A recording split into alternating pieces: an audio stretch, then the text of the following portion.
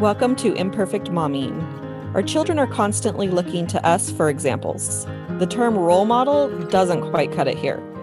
We are shaping their worldview with every move we make. You see, it's not in the lectures we give or moments where we are actively attempting to teach them. It's in the micro movements we make, the unconscious ways in which we navigate life.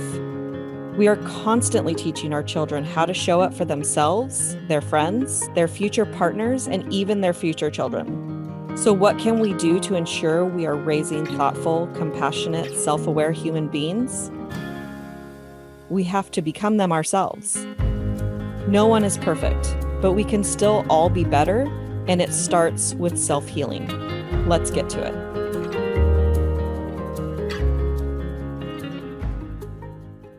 Welcome back to Imperfect Momming, and we have a special guest today, Mel Studer. Welcome. Thanks. It's good to be here. Absolutely. And so tell us a little bit about you. Okay.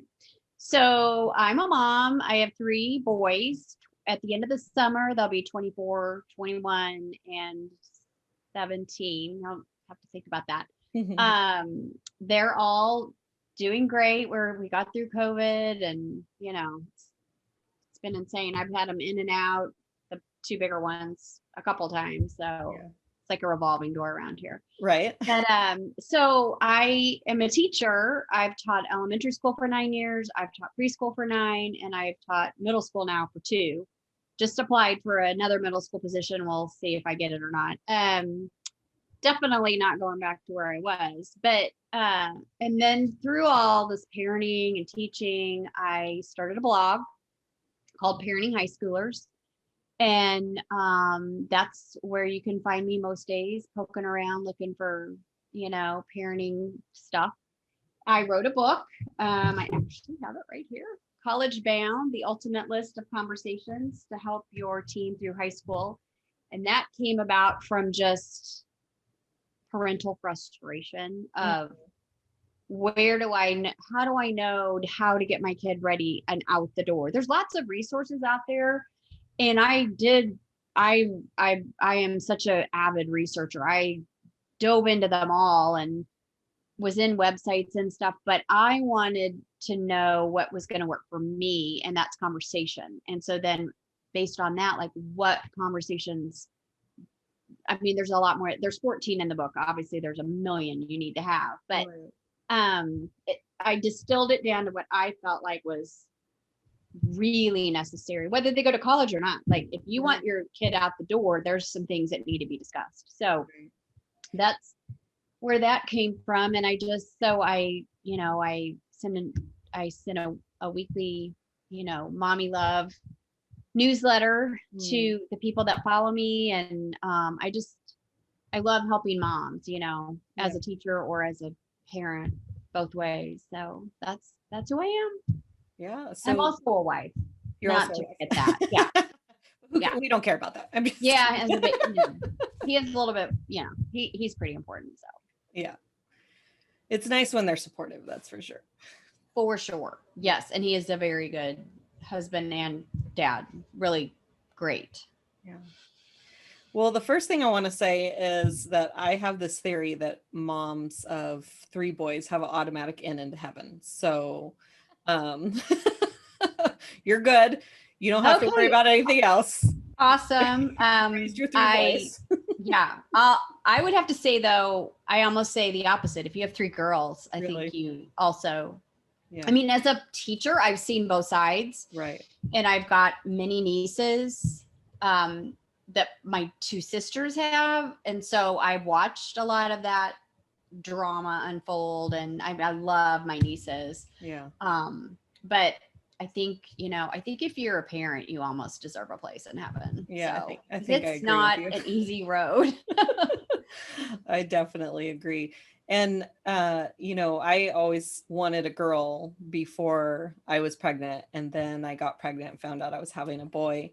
And ever since then, I was so happy that I was having a boy because I would be broke if if I had a girl. Like, Isn't that the truth? they Yes. have And so many these little knickknacks and hair things, and like there's just like little baby tutus are the cutest thing ever. And yeah, baby clothes. I mean, boy baby clothes. I mean, all baby clothes are great, but girl, like just from the get go, I just think pink is expensive. It doesn't yeah, matter what size it's in. yeah, So, it's yeah. But I love my boys, and I wouldn't have it any other way.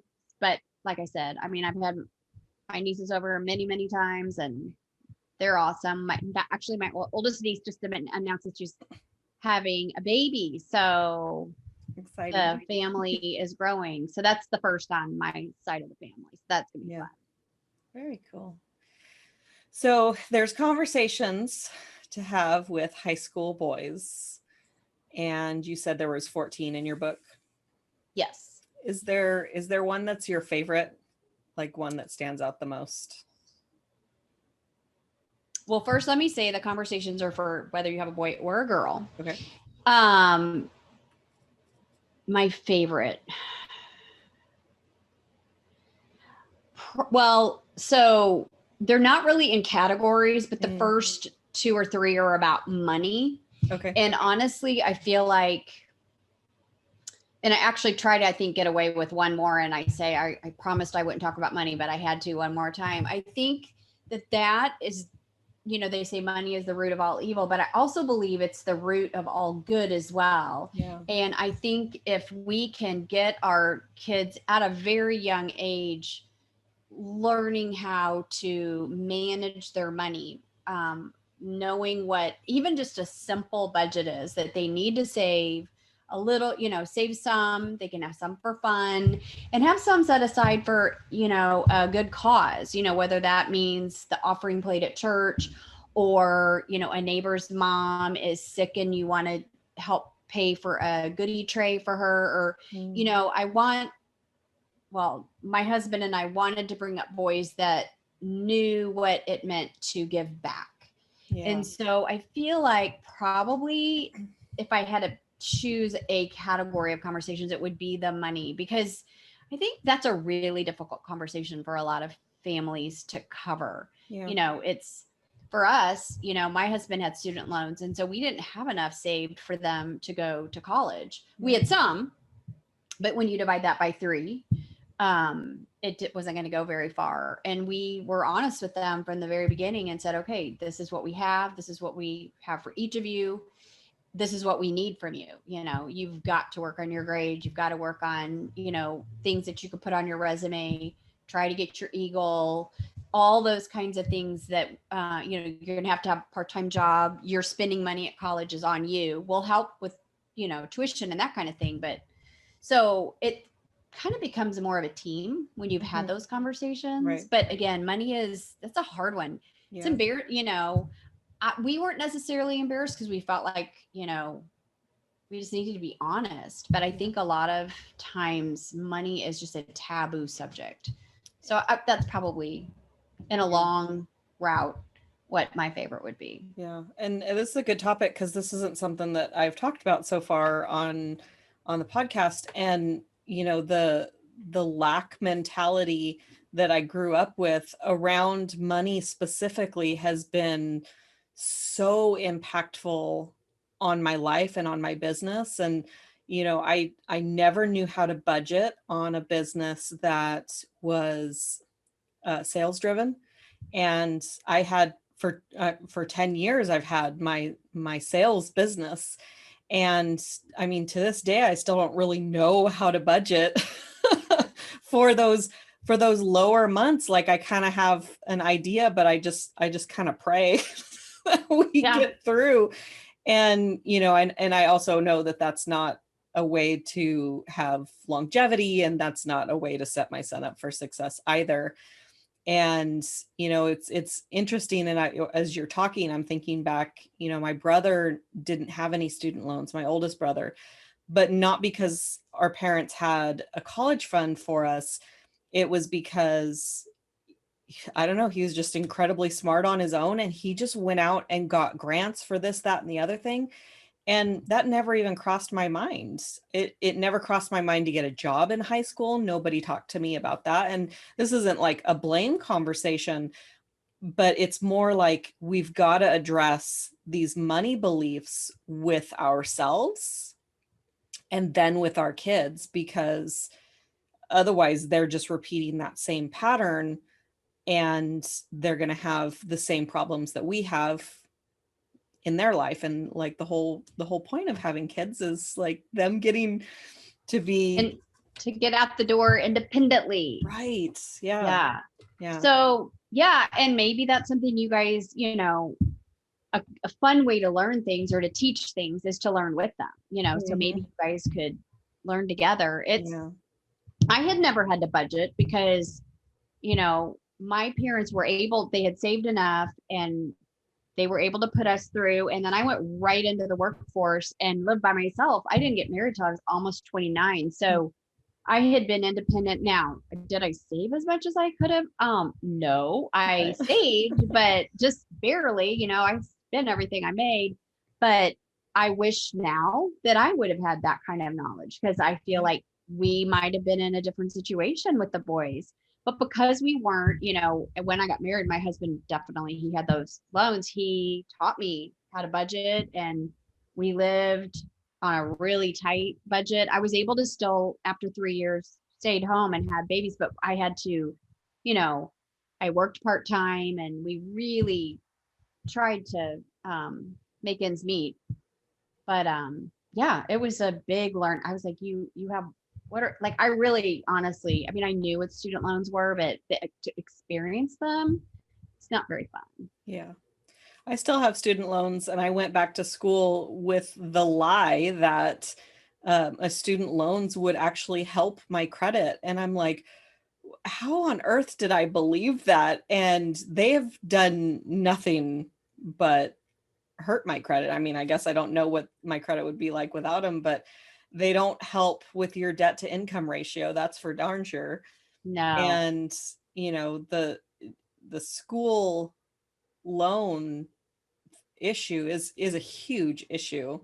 I think it's finally starting to be addressed, maybe with this presidential administration. Not to go into a politic conversation or anything, but I'm hoping that the situation gets resolved for the next generation, because Yeah. we have a I major just think problem. people, and I don't think there's, student loans aren't bad in and of themselves, but I think that everyone that's going into that has to be super informed and have a plan.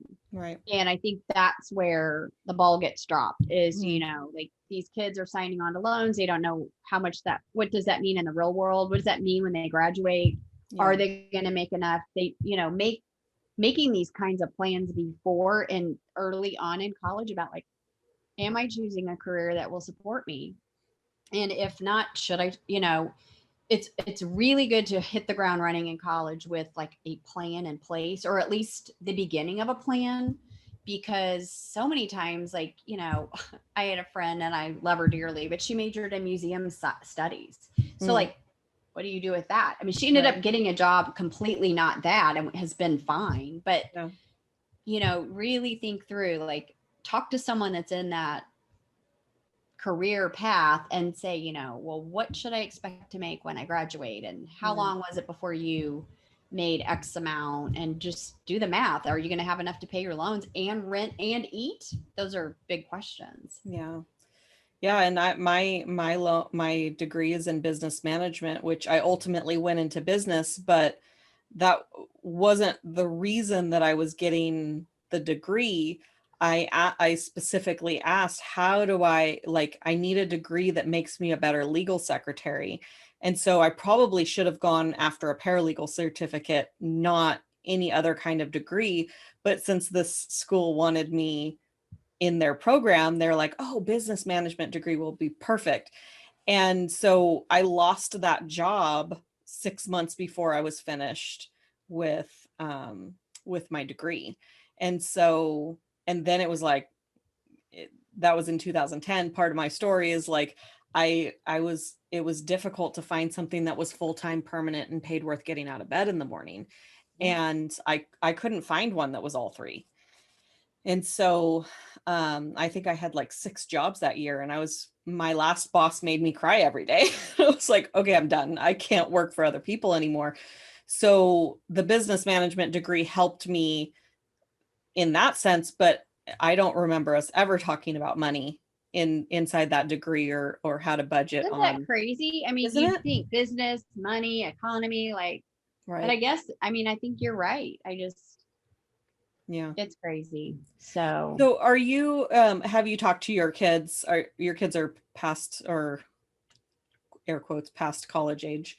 Have they gone to college? Is your youngest son talking about college? What's that so our conversation? youngest son we're just trying to get through high school at this Mm, point. I think he's thinking college, yeah. and I'm glad for that. But so our older two, our very oldest son, Sam, went to college, Mm-hmm.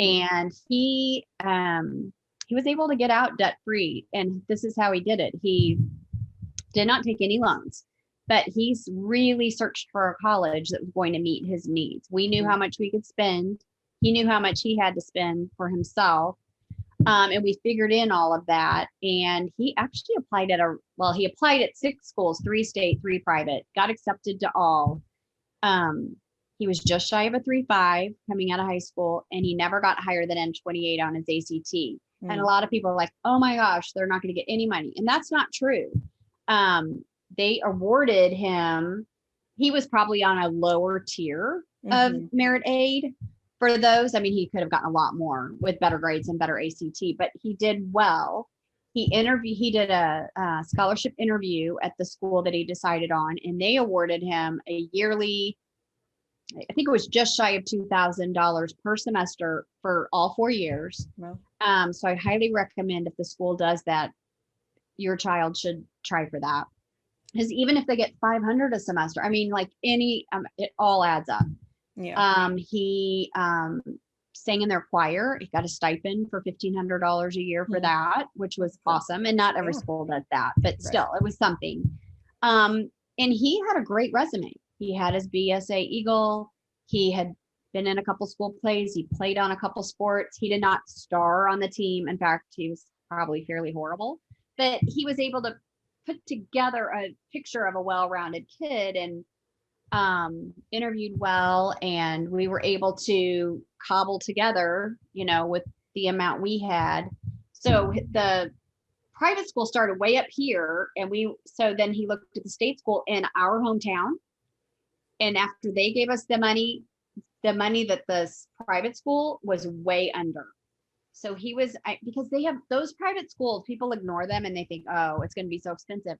They have so much money. So don't ignore the private schools. And that's kind of how we did. And every semester he would go in and say, is there any kind of scholarship I could apply for based on the classes that I'm taking or the major that I'm in? And so he did that, and he got a couple for the fraternity that he was in that was enough to more than cover his dues and his housing. So we kind of worked together and made that work. And our second son, completely different character. Yeah. He is in what would be his senior year, but we're just finishing the 2-year community college this fall. He's taken his time and trying to figure some things out. And I'm 99% sure he's going to finish in December with the last 3 classes. But in the meantime, he's worked almost full time. And he's gotten his personal trainer certification online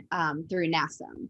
So he's carving out a path that's a little different, but it's working for him. And I'm okay with him. I said, I would just like you to finish your associate's degree, because I feel like that would be something that you could mention. But being 9 hours short, I think is, you can't say a whole lot about that. Right. So he's going to finish that. And so then our baby Jake is, he's got a couple jobs this summer, and he's just happy that COVID is pretty lifted. He doesn't have to wear the mask, and, life is somewhat back to normal for him. And that's been good.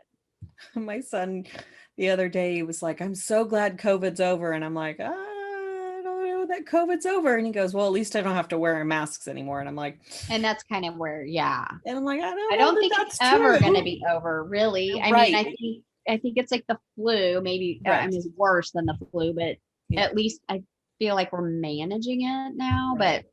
But Yeah, anyway, he was thinking he doesn't have to wear a mask anymore, and if he does, then it's not going to be for COVID. And I'm like, I don't know where you're getting this, but you have not been vaccinated yet. He's only 9, you know, they don't have one yeah, for that age yet. And so anyway, it was kind of cute that his expectations, and yeah. I was like, His thinking was, yeah, we're done, Mom. we're done now because I can take the mask off. yeah, mostly because the water park opened, so he figured that we could, you know, that it's over now, and I guess our state is opening up June 15th. But I mean, the CDC said at this point, as we're recording this, the CDC, it was probably 2-3 weeks ago that they said that if you're vaccinated, you don't have to wear a mask. And the only place I've seen that to be true is at my my government job. Like, Really? yeah. It's So pretty. we went to Chipotle yesterday, and they had a sign that said, "Please wear a mask if you're not vaccinated." And I was like, "Oh, sweet!" And we got to take our masks off. Yeah, That's that's the kind of only how it place I've is seen around it. here. Yeah, I think Yeah. there's still, I don't honestly know, but I think in city buildings, maybe they still have to wear them, but most places are saying, yeah, if you've been vaccinated, you don't need to Yeah. worry about it. Or if you're outside or so. Right. Yeah, my I love son the way kids, when we were at the water park, I was telling him that would be a good summer job for him, and he's like, "Well, what do you mean summer job? Like, I want to be an architect," because he loves to draw and he loves to build things, and so we kind of fed him the idea of, you know, being an architect, um and so that's where his mind is for what he wants to do when he grows up. And I said, "Yeah, but there's lots of time between, you know, where you can work to when you'll be done with college and ready to get a job. And your very first job probably shouldn't be, you know, working for an architecture firm." And right. You might get real tired of it by the time you were finished. right. And plus, I think it's really fun for teenagers to try different things, Yeah. Yeah. Um, one of the jobs my son just started literally today was working at a fireworks stand, and he's, Mom, it Oh, was so cool. fun. So That yeah, sounds and like fun. it Yeah. was super hot, so I'm glad he had fun. But because we were Yeah. outside all day. Yeah. I mean, my son is such a water kid. Like, he looks forward to the water park all year long. And so it opened up on Saturday, and I'm a little sunburned, which you can't really Right. tell so Well, much you're a on. little pink. Yeah. It's more obvious a little bit lower, just where you can see where my bathing suit started and where it Right. wasn't covered, and you can see that quite a bit, but it looks more painful than it actually is, which I'm grateful for. Well, awesome. Is there anything that you wanted to a piece of advice you want to give to moms? So, as a mom of boys that were hopefully coming out of the end of these teenage crazy years, Hmm. I want to encourage moms of tweens and early teens to really focus on, to not take it for granted that your kid's always going to be loving on you and always talking to you, because it's not going to happen. It's totally natural for them to pull away and want to have time to themselves. Yeah. But what I want to encourage you to do is to stay in contact, to keep that bond. And you're going to have to get creative, and not overwhelm and listen more than you talk. But with our oldest, it got away from us, and we were like, this is not okay, being a snotty 14-year-old. And all of a sudden, like, where was he? And I were always really close, and all of a sudden, no, we weren't. And so we kind of had to say, okay, the things that were working when they were younger, what can we do to help these years? And really, it was to get sort of back into those like intentional. So he knew and we knew that this coming Sunday or whatever day, we were going to talk. And and if you're really in that middle of that tension period, start small, 5 or 10 minutes, and then build on that, and let them see that they can trust that you really aren't going to go for an hour when you said 10 minutes. Set the timer, and don't let them pull away, and do some things that they'll be interested in. Like, my youngest and I just finished the whole Marvel series over the last like year and a half. And it was really a fun thing that we could do when no one else was around. And I'd say, hey, what's our next one? Or did we finish that one last week? Or, and he was the expert on that.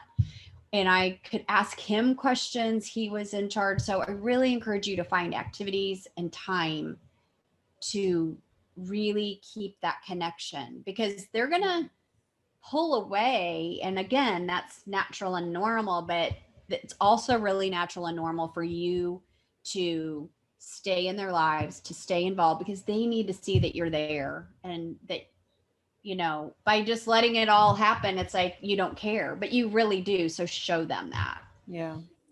I was always really impressed with my sister's family.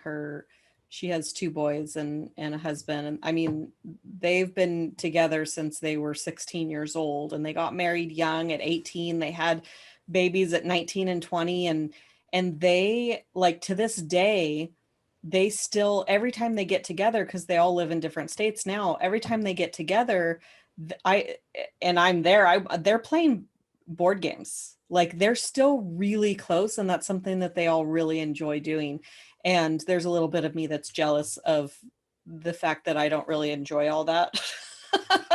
So find what you do, like, maybe it's watching movies, and we like to play games and do puzzles, but I would say I'm the one that does. So maybe you like to fish instead, or, like there's so many things, and try new things. Like maybe you'll realize, and I think that's something too, that they need to see us trying new things and being bad at something. They need to see that, we're real people too. So I think that's part of that connection. Absolutely. My son is very hard on himself at the ripe old age of 9. If he's not perfect at something, he's very hard on himself.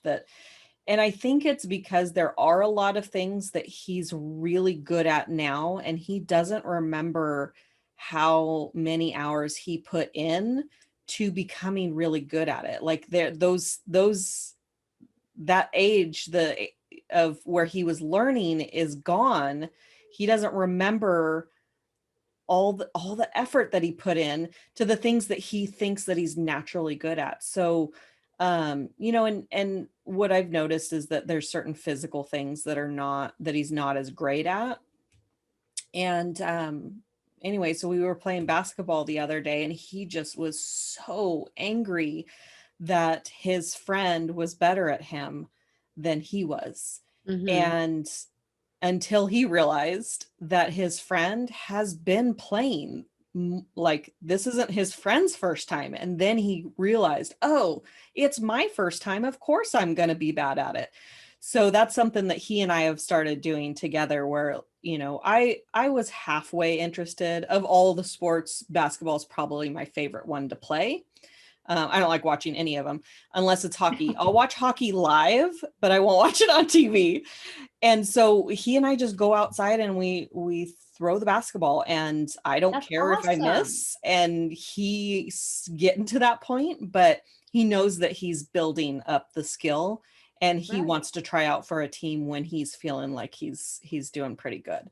That's great. And that's the thing, like, that's one thing, like, especially in high school too. Like, I have encouraged my kids, make a new friend sometime each year, because here's the thing, when you get to college, some of your friends may go to the same college, but probably not a lot of them. And making friends is a muscle that you need to exercise and remember how to use. And when you get to college, 90 probably 5% of the people are going to be completely new to you, if not more. Right. And so that's awesome that you guys are playing basketball. I mean, they need to remember that it takes time to learn and to get better at things. Mm-hmm. It takes hours and hours or whatever, trial after trial. And I really like that advice, to encourage kids to at least make one new friend. Because even my boyfriend, he's had the same friends since high school. And I don't know that that's a skill that he has, to like actively look for new friends. Me, I love people. And so I'm always meeting new people. And so I'm always, kind of bonding with people. But I also got into a really deep friendship with a friend, and she passed away. And it was so hard like, I'm still coming out of that. That was like 2.5 years ago. And I'm still kind of like, do I want to make a new friend? You know, It's can I, hard, especially when yeah, you lose one. yeah. Yeah. It's like, can I find a friend that was as close, that connects with me, that I'm like losing my words. can, That can, deeply yeah, probably is it. connect so deeply. And, a lot of the things that I've done, I would say even in the last year, is because of her death, because she was only 44 years old. Wow. And I'm, fast approaching 40, and they're like, you just don't know when your day is up. And I don't want to go to my grave not having finished the things that I want to do.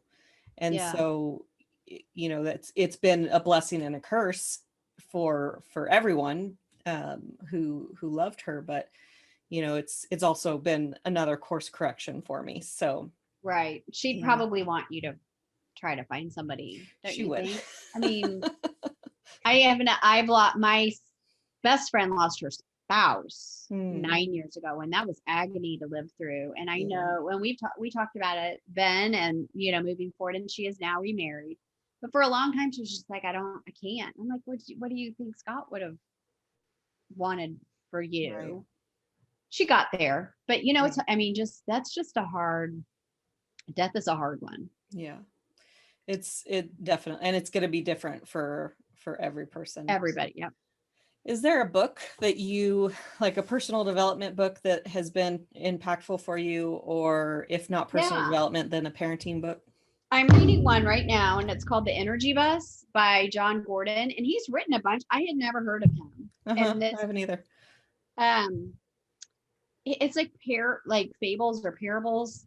So this is 10 rules to fuel your life, work, and team with positive energy. And the reason I like it is because even though it says 10 rules, he tells it in a story fashion. So the energy bus is like really the story of a bus that this guy gets on, and the characters that are riding the bus, and the bus driver, of course, is all knowing. And so I really like the way he writes. It's fun to read. It's Hmm. easy, like quick sound bites. The chapters are really short, and I'm anxious to finish it because I always try to have a self-help and just a novel going. I want to read one more, at least one more of his, and just kind of see if they're all Yeah. similar. But I really like the way that he writes, and it just talks about positivity Yeah. getting you through the day. Yeah. I really have needed that. This last year was a rough school year, Yes. not only because of COVID, but just the In general. situation that I ended up in. And that book had really helped. Awesome. Chop Wood, Carry Water is another one that's story based. And there's another book by the same author that's story based that way. And I cannot for the life of me remember the name of the book. But it's one that I read. It's a super short read. It's super, and it's really good. Let's see if I can find it in my Audible real quick. Um, I'll have to and check it out. yeah, let's see, my library. And Pound the Stone is the other one. And it's, like I said, it's story oriented. It's super easy to read, but I listened to both of those books. So the books that I want to get through really quickly, I'll listen to them because I can listen super quickly. Reading for me, I'm a slow reader. I read every single word as I go. And so Well, and it takes Audible's more great time. because you can adjust the speed. Yeah. So yeah, Yeah. that's awesome. Well, So I wrote those down, so awesome. I'll have to put them on my list. Yeah. Well, thank you for coming today. And I really appreciate you pouring into our guests and sharing your knowledge. And where can they find you? Okay. I'm at www.parentinghighschoolers.com. And at the bottom of every blog post is a sign up. I send, weekly encouragement and parenting challenge for the week, like try this. And I also send a lot of almost weekly, I send a scholarship link to with the amount that it's going to be and who qualifies. And I try to vary, who it's for and the amounts. And so I try to be, super helpful. So and I'm on I have YouTube channel, Pinterest, Yeah. Insta, Facebook. Yeah. If you look around, you'll find me. Awesome. Sounds good. Well, again, thank you for coming. And to our listeners, we will be back next week with another episode of Imperfect Momming. Until then, or in the in-between, if you could like, subscribe, comment, review, all the things that you're supposed to do that will help the podcast grow and all that would be great. And until then, until next week, keep healing. Bye. Bye-bye. Thank you for tuning in to Imperfect Momming. It's time for us to step up and realize that our power is not in trying to shape our children. Our power lies in shaping ourselves into the people we want our children to model themselves after. Don't just do it for your kids. Do it for yourself. When you become a more self-aware, compassionate, and confident person, you and everyone around you benefit. For more information about me and my work, visit AlysiaLyons.com. That's ALYSIALYONS.com. See you next time.